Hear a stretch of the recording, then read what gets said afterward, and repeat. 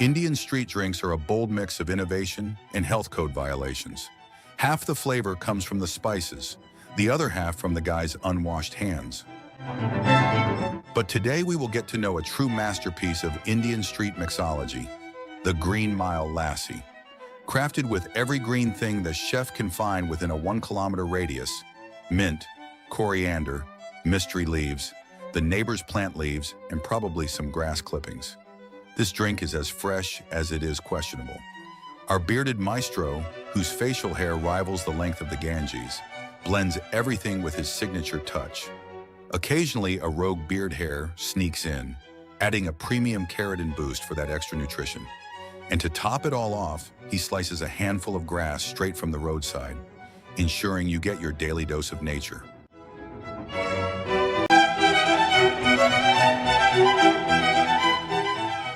Hello, my friends. Today we embark on a culinary adventure so bold, so daring, that even my digestive system just filed for early retirement.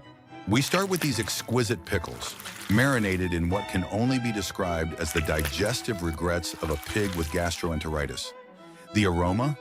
A seductive mix of vinegar, desperation, and broken dreams. One bite and oh yes, you'll feel your intestines questioning all your life choices. Next up, we have this stew, a dish so thick and viscous that NASA is considering it as a substitute for spaceship adhesive. Just look at that texture.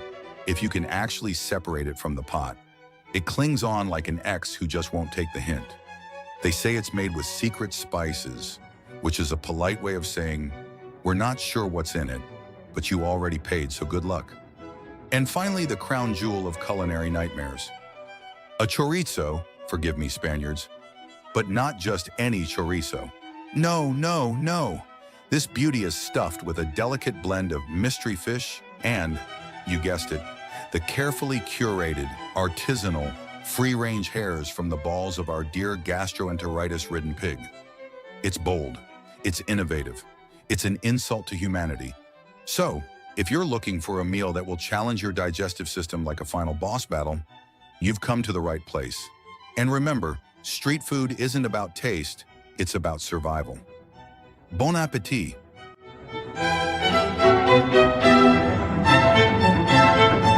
You're guilty on 69 accounts of showering, not scamming, and not shitting in your street food. Your Honor! I sentence you to a 5-minute shower No! and using deodorant every day My life is over, please, no! for the next 2 weeks. Welcome to Uncle Joe's House of Noodles, where chaos meets culinary excellence. Today, we're proud to present our newest creation, Organic Dumpster Supreme, a bold reimagining of street food, expertly crafted to resemble the contents of your neighbor's compost bin. Our signature Fideos are tossed in a sauce that can only be described as mystery liquid, complemented by a medley of hand-selected green and red scraps. Each piece is meticulously not chopped, ensuring the rustic charm of, well, neglect. Served lukewarm for that authentic back alley experience, this dish is paired with a distinct aroma of regret and garnished with a sprinkle of confusion. Don't miss the chance to pay top dollar for what looks like something scraped off a sidewalk. Uncle Joe's House of Noodles, where every bite is an adventure and every dish tells a story you wish you hadn't heard. And to all of you hardworking folks out there watching this culinary masterpiece while grinding away at your jobs, whether you're stuck in the office flipping burgers or trying not to scream at your inbox, we see you, we salute you, and we dedicate this bowl of questionable artistry to your perseverance. Remember, no matter how chaotic life gets, at least you didn't order this. Stay strong, stay hungry, and stay far, far away from Uncle Joe's.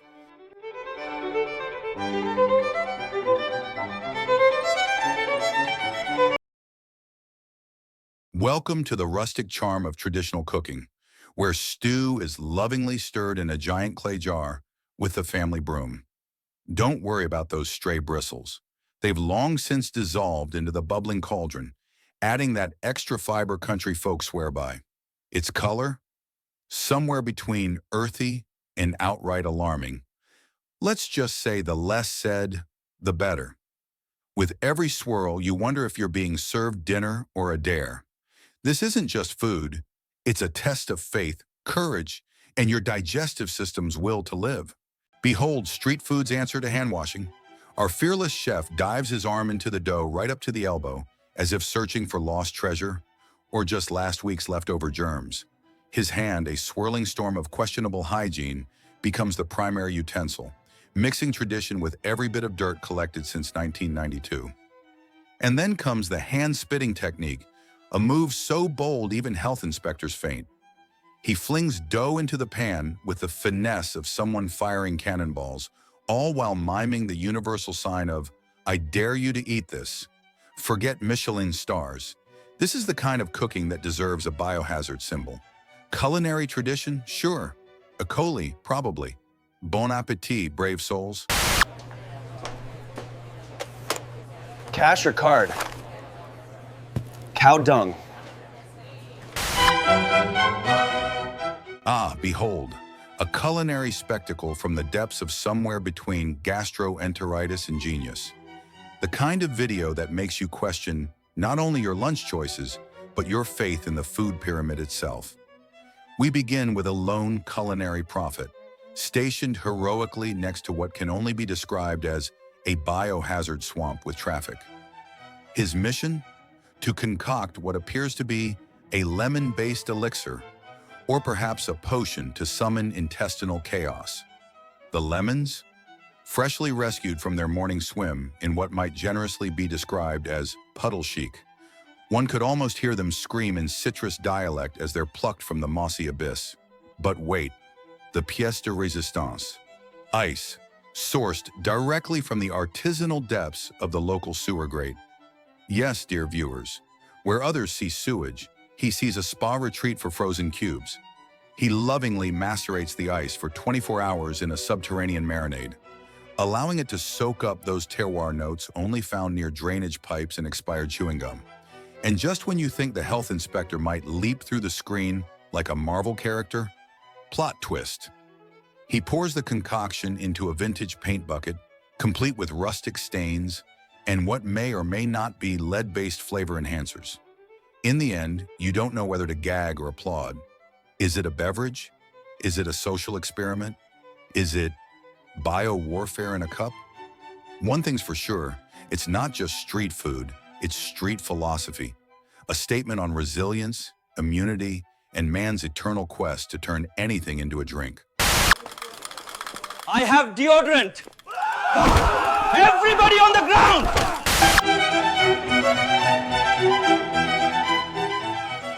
Welcome, culinary adventurers, to today's gourmet gem, the art of street beverages as interpreted by a visionary who seems to have survived both the end of civilization and a major plumbing crisis.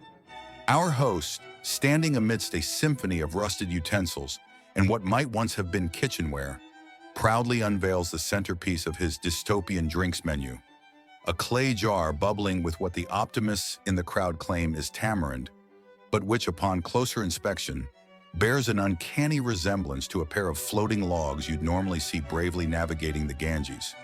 But wait, the magic's just begun. No self-respecting street alchemist would dare rely solely on such robust base notes.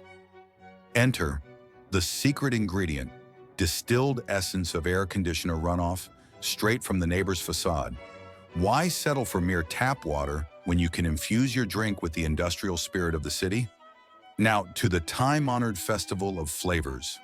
First, a generous scoop of quicklime, because nothing says tradition like masking dubious odors with a pinch of construction material. Then lemons freshly plucked from whatever tree survived in the local roundabout, and a handful of roots from the municipal shrubbery, because what doesn't kill you only adds to the terroir. And let's not forget the sacred powders. First the mysterious white, then the holy Maggi, straight from the soup aisle. Because if instant ramen can feed the masses, surely it can flavor the apocalypse. A sprinkle more lime, a few more mystery roots, and voila, you have a beverage that truly defies description and possibly local health ordinances. Is it tamarind? Is it an ancient rite of passage? Or is it a cautionary tale for generations to come? One thing's for certain, Tradition is alive and well, surviving on pure audacity and the faint hope that whatever doesn't kill you makes your immune system legendary. So here's my question for you, dear viewers. How much money would it take for you to drink a full glass of this in one go? Let me know in the comments.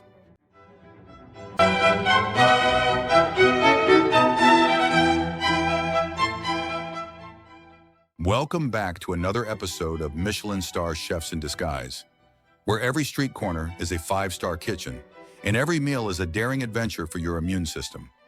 We open with desserts, elegantly surrounded by clouds of insects, as if sprinkled with the finest organic protein garnish. The flies here aren't just bystanders. They're part of the experience, giving every sweet that unmistakable sweet and sour aroma, nature's original flavor enhancer. Then come the bubbling stews, mysterious concoctions simmering away in pots that have clearly seen more history than your local museum. These vessels have an unmistakable patina, achieved only through decades of loving neglect and perhaps a touch of tetanus. The chef, a true artist, stirs these infernal broths with utensils so seasoned you can taste the last 7 meals in every bite. Next up are the famous meat pudding towers.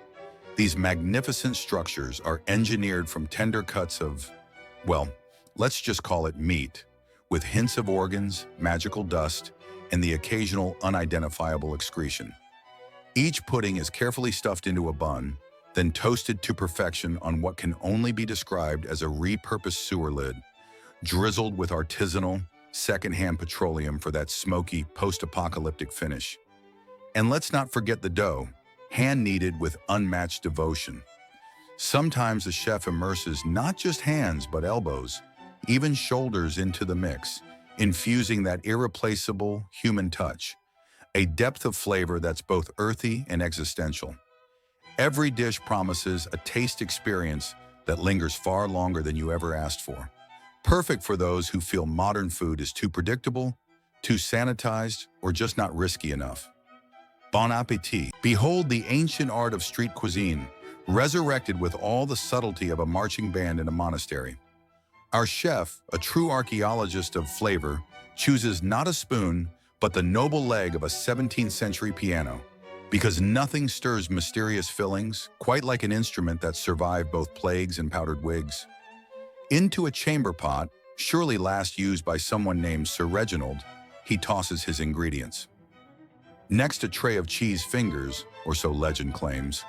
These come stuffed with organic matter, a term here meaning whatever was brave enough to fall in. Each finger is a testament to culinary innovation and mild recklessness, resembling relics Indiana Jones would pawn off to pay a parking ticket. Not to be outdone, another sage arrives, plucking wild leaves from a tree rumored to grant hallucinations. He lovingly massages them with a brown concoction, part mystical potion, part questionable household cleaner, before rolling them into little vegan scrolls to be steamed until achieving the precise consistency of Elizabethan wallpaper. And for dessert, a mound shaped uncannily like a stunned thrush, bathed in a sauce that triggers flashbacks to questionable life choices. One taste, and you'll remember every school lunch and regrettable family reunion in excruciating detail. Truly, this is gastronomy for the adventurous, the nostalgic, and the terminally confused. Bon appetit if you dare. Hey Dad, look! My friend gave me this deodorant today and said I should use it. No, you must keep the stench. Throw that away. Behold the crown jewel of street gastronomy, a dish so refined it could make caviar feel insecure. First comes the leaf, not just any leaf, but a noble survivor of the public garden, sunburnt and wind-battered, with a faint perfume of municipal sprinklers and questionable fertilizer. It lies flat, awaiting its transformation into something that technically counts as food.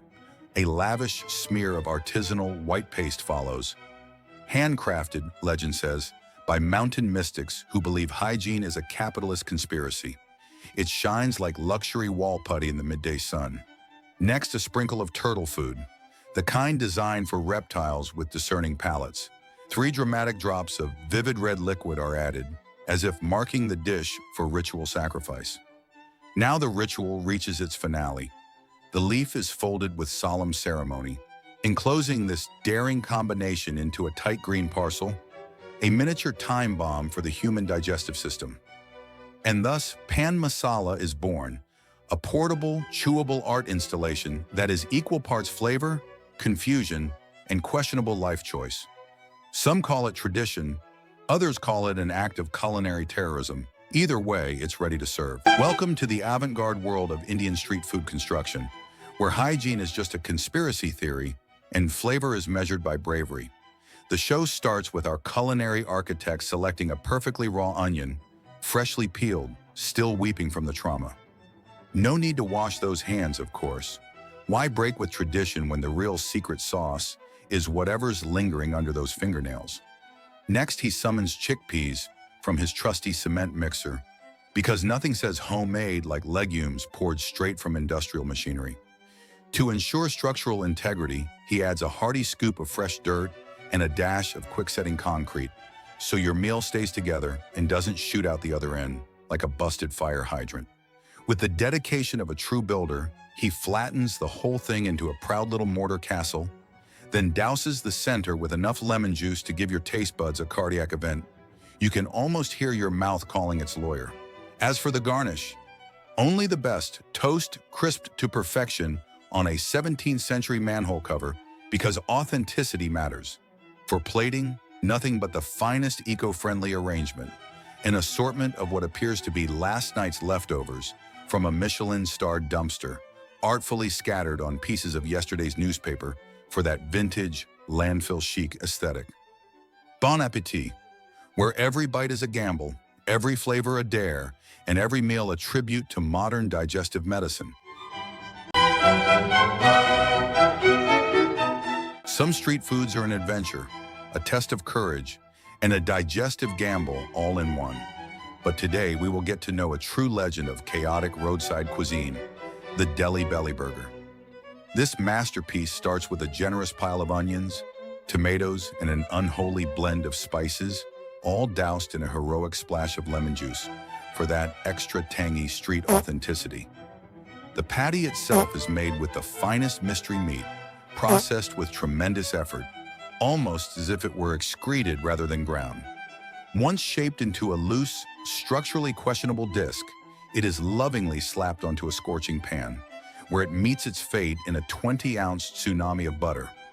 The result? A burger so rich, even your arteries start chanting mantras for mercy.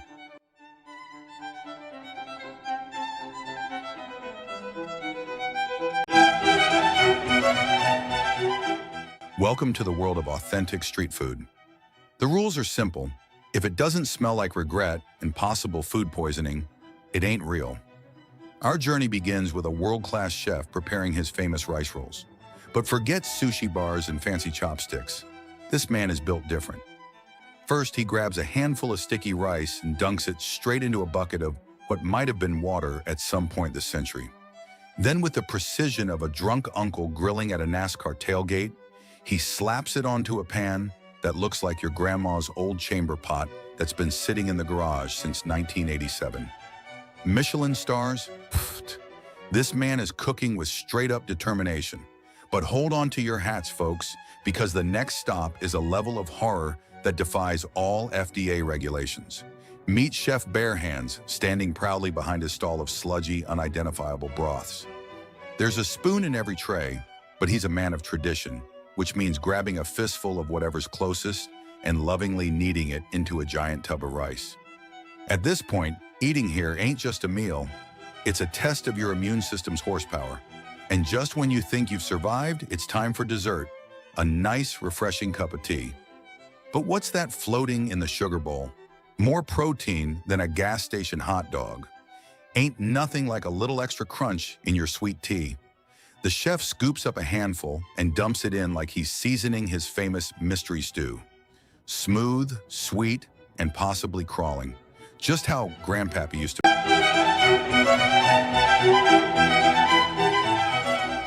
The overcomplicated clusterfuck of a chicken taco. Damn it, man, it's just a taco, not a fucking alchemy experiment. But no, this street chef operates on maximum chaos mode. First, the chicken, or should I say, the 1% chicken buried under 2 metric tons of spice. He doesn't just season it, he baptizes it in every damn spice known to mankind, rubbing it all over his hands first, because apparently hygiene is for the weak. Then comes the oil bath. A drizzle? Hell no. He pours oil like he's trying to summon Satan via deep fry ritual, turning the pan into a boiling death trap.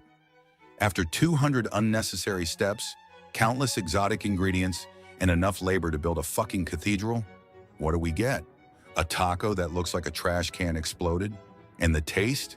Like getting punched in the mouth by every spice in existence, drowning in grease. Well done, chef.